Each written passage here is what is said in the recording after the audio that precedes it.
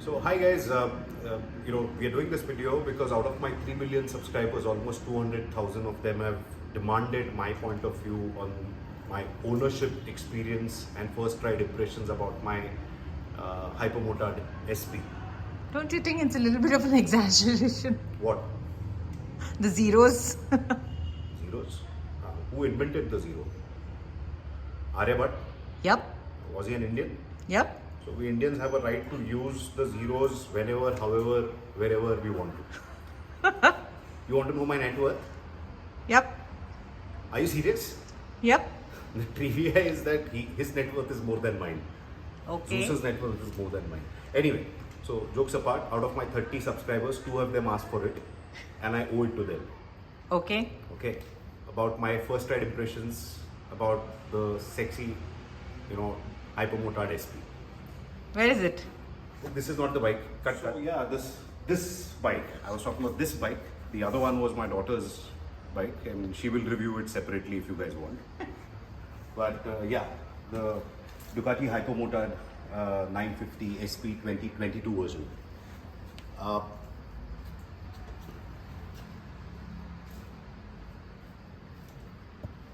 If you want to know how Ducatis over-engineer or are obsessed with design and engineering, there's a very small thing I would like to show you guys. Okay, come here. You see this? This is the Allen screw for the seat. So if you want to remove this seat, you have to unscrew this Allen screw. Right. Now, how do you do that? You'll have to carry an Allen screw or a specific key always, right, in your toolbox. Yeah. So they are saying, Ducati says that no, don't carry it in your toolbox. We'll give you a space to store it.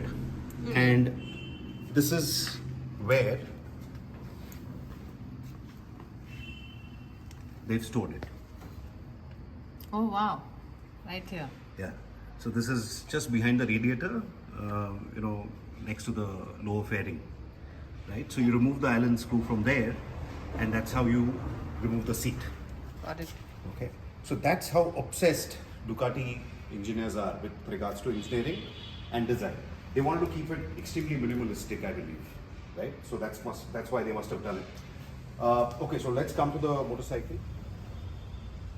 Yeah, so aesthetically the bike is absolutely brilliant. I mean, I don't have to talk much about it. You can see for yourself, especially the MotoGP inspired livery. What they've done now, let me also give you some details about quick details about the motorcycle and some quick history, right? Yep. History, you'll wonder how I've got to know about the Ducati history so much. So I mastered from the International University of Google Search, and yeah, I mean, I've been stalking the Hypermotard for a fairly long time on Google, and that's how I got to know about it. And obviously, I've been in this field for about 25 years, so I've gathered. In 2006, Ducati launched their first supermoto format motorcycle, and which was the Hypermotard 1100, right? Pierre de Blanche, I don't know if I am even pronouncing the name correctly, but he was a designer of this. Of the beautiful Hypermotard. The 1100 was an absolutely no bullshit, motorcycle, and with no electronics, nothing, sheer raw power, right? And supermoto or sumo as a format of motorcycles has been pretty famous otherwise. So they don't fall under the street naked category or the adventure or the mid-size adventure category either. But these are tall bikes. They are neither motocross nor a proper street naked motorcycles. There's something in between. So you can just change the tires and use them on trails, or you can also use them on streets and small go-kart or exaggerated go-kart tracks. Right. So that's the sumo, which are lightweight, extremely quick motorcycles, and this motorcycle falls into that category. So in 2006, Ducati started with the Hypermotard 1100. Which was a mad sheer power, raw power motorcycle. Later on, they realized that it was a bit too powerful for general motorcyclists. So they toned down to make it more acceptable by the masses to a 796cc. And then they bumped it up again, I believe, to an 821. The next generation was a 939, which was the most tamed down version of the Hypermotard.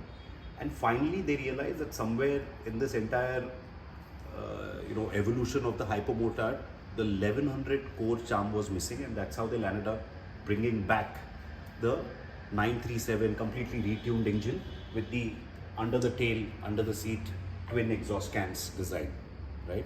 The 1100 had this design, and now the 937 has. None of the variants in between have this design.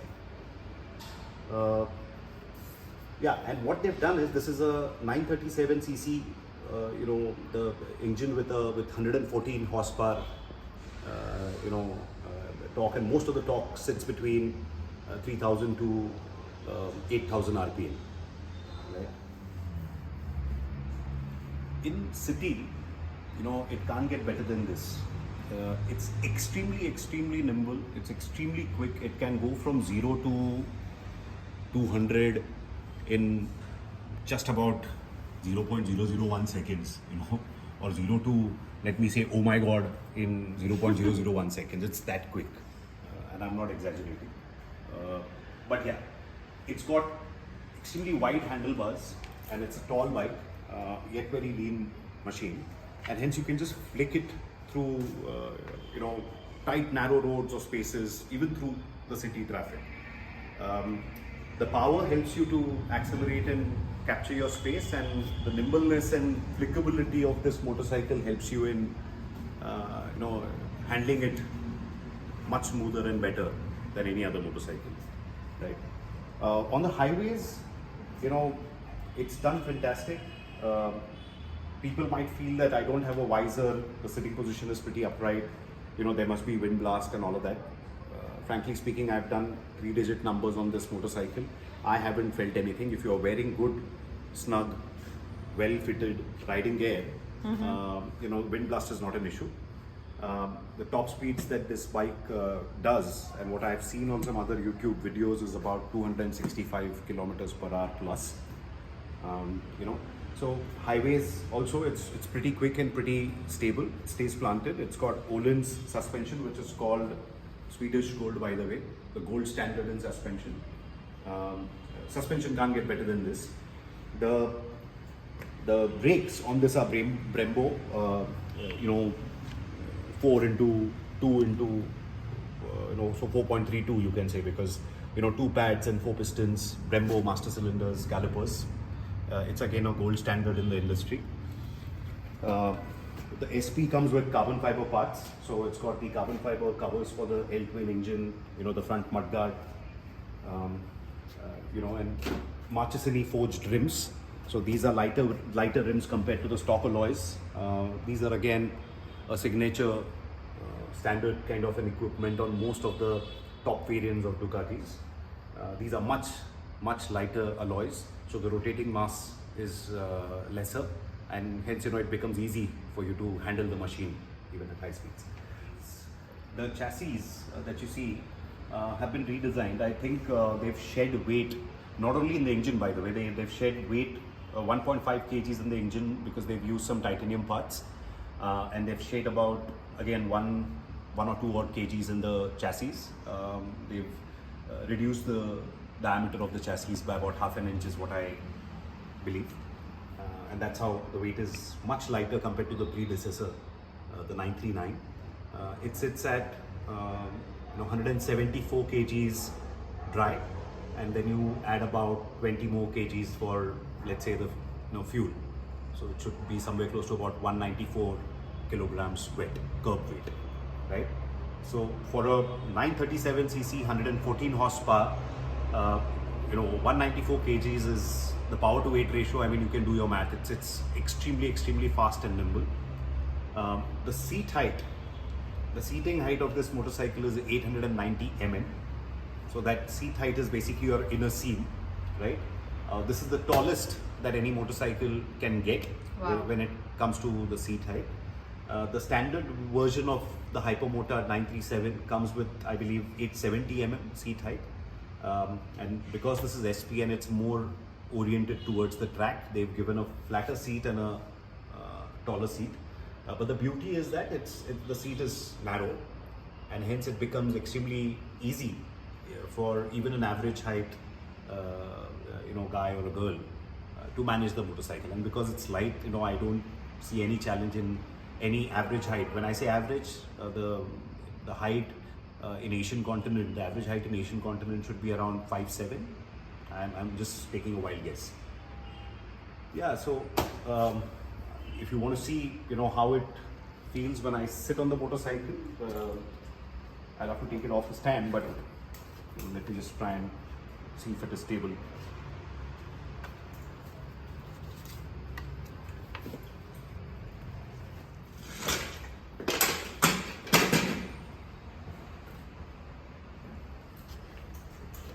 This I think should be stable. This is on the paddock. The sitting position is pretty upright. The handlebars are pretty wide. You can grip the tanks with your inner thighs, and it's a very good and very aggressive, very nice riding position. It gives you a good command. You literally feel as if you're sitting on the front wheel. There's nothing in front of you. And because of the wide handlebars, it becomes easy for you to maneuver the motorcycle.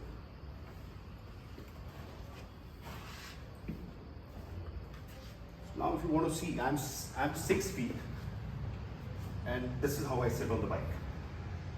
Almost flat footing, right? So if somebody is 5'7" or 5'8", I think they'll tiptoe, but it is manageable. And the bike is extremely lightweight, so I don't see a challenge at all. And like I said, the seat is narrow, so it becomes easy for you to. It's not a bucket seat or anything. By the way, Ducati also gives a lowered seat as an accessory. Really? Yeah, so you can buy a lowered seat. And that lower seat is about 20 mm lesser than the standard seat. So standard seat was 870, so this should be about 855, right? 850 to 855 would be your seat height. That's a good standard seat height to have. So let's try and look at some mods that I'm trying to do on the motorcycle, right? We'll start from the back. What I'm doing is I'm going to take this entire tail off, and there's a Evotech tail tidy which is coming up, right? And it has deflectors here, so to safeguard the indicators, and it also enhances the sound of the motorcycle with the end cans, the exhaust notes, hitting the deflectors. So Evotech tail tidy. I've been trying to look for Austin Racing end cans, because I did not want a full system. Ducati is absolutely strict about the warranty, and if you land up buying any aftermarket exhaust, your warranty is void. The only authorized or official exhaust system with the SP is the Termignoni full system. However, it's a single-sided exhaust system, and it's not much of. I don't like it. I mean, from a design perspective, the core essence of this entire motorcycle are the two end cans, and that's going back to the original Hypermotard design, right? So I did not go for the Termi. Austin Racings were not available, so I've managed to source SC Project carbon fiber race end cans, and most of the Hypermotard owners, and I'm on the forums, have recommended those end cans. So those end cans are going to come. So the tail tidy, the end cans, SC Project. I'll get rear sets. Rear sets are basically adjustable foot pegs, so I can adjust them as per my requirement for the track. I'm getting now if you come ahead, I'm getting the Olin's steering damper. Yeah, come in. So I'm going to get the Olin's steering damper, which will sit here. Okay. And it basically helps stabilize the handle wobble at high speeds or tank slappers at high speeds. It's extremely handy. Sure. Right. And yeah, I mean the other parts are pretty small parts, nothing, nothing extravagant. But yeah, I mean some carbon fiber parts here and there. I'm going to get some engine casing and the water pump guards from Duca bike. I forgot to mention this bike also has a quick shifter up and down, so bi-directional quick shifter. It helps in ensuring that your gear shifts are smooth and fast, and it's extremely smooth, by the way, unlike any other quick shifter that I've noticed. You have to be revving at higher RPMs to shift up, and you have to be cutting the throttle when you want to shift down, right? So clutchless gear shifts. The other basic mods are that these are SW Motec.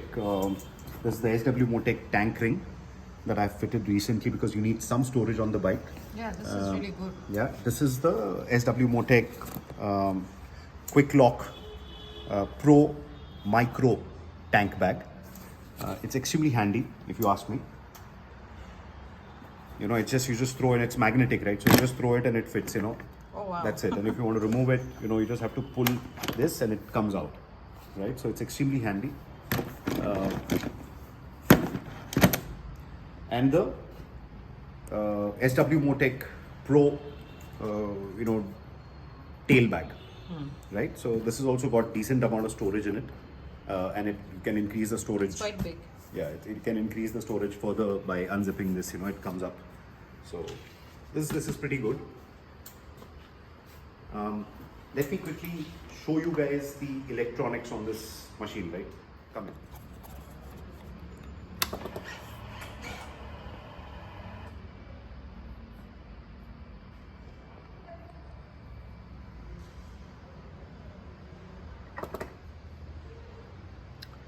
Yeah, so let's talk about the electronics here. As you can see on the odometer, you've got on the bottom right hand side all the electronics that typically get kicked in. So you can switch off the DQS, which is the Ducati quick shifter, up and down. You can set the traction control, which is the DTC, or the ABS and the wheelie control. And next to the big zero that you see in the middle of the screen almost is, on the left hand side is, the mode. You can select what mode you want to ride in. This is currently in the touring mode. Mostly I prefer riding in the touring mode because it's full power when it comes to the engine, and yet it's much safer with the traction control, ABS and wheelie control set at high, right? Now if you want to change, you can change the, you can get into the other screens and change the modes. There are 3 modes: sport, touring and urban, right?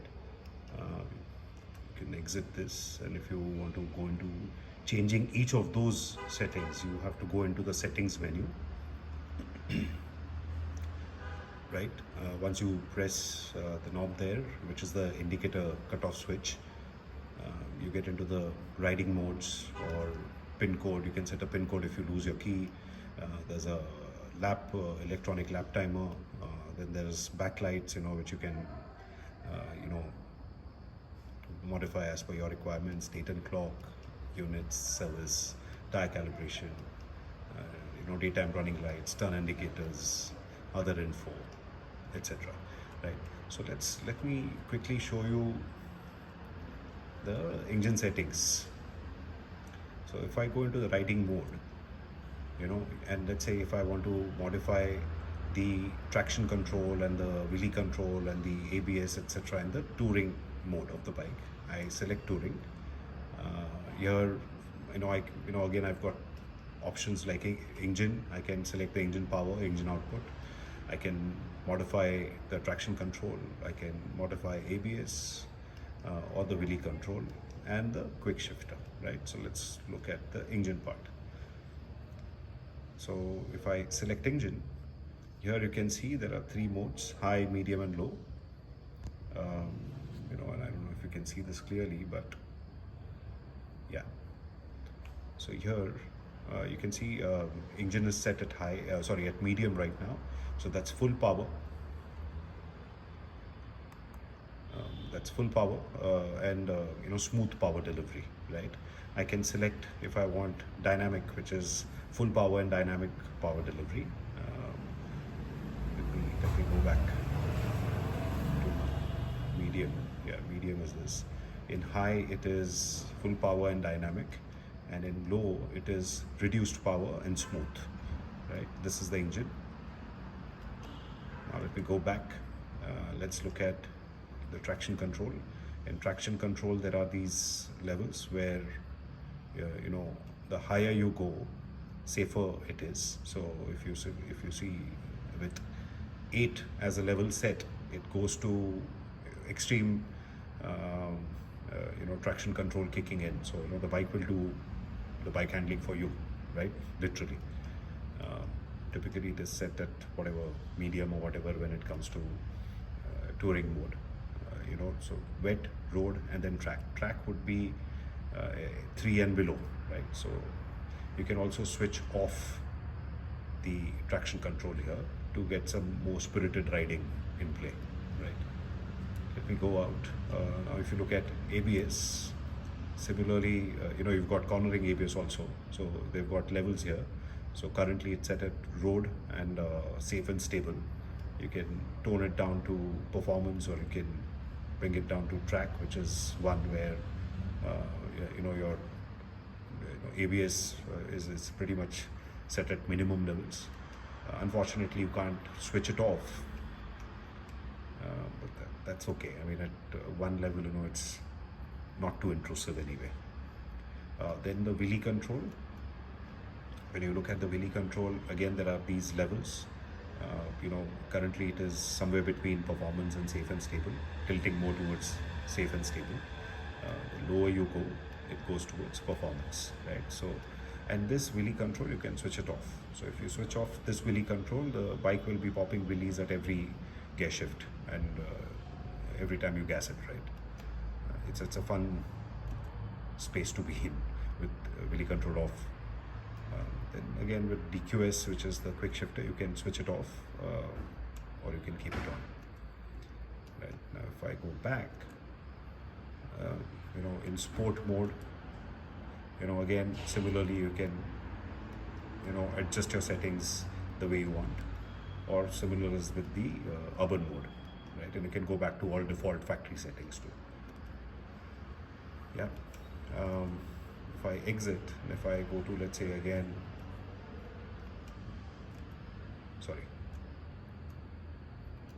the pin code, here I can set the pin code. If I lose the key, I can start the bike with the pin code. Like I said, the lap timers, if I select this, it's currently off. If I switch it on, it will basically give me my lap datas. Let me keep it off right now because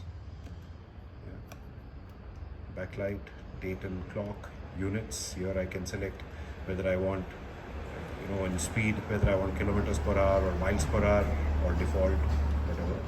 Mostly in Asia, I think in India it is kilometers per hour, or European countries it will be miles per hour. Same as the case with units for temperature and fuel consumption. Right. Go back. So it's in a nutshell, what I'm trying to say, guys, is that it's an extremely electronically advanced mechanism that Ducati's provided in such a small package. It's a good motorcycle to enjoy freely.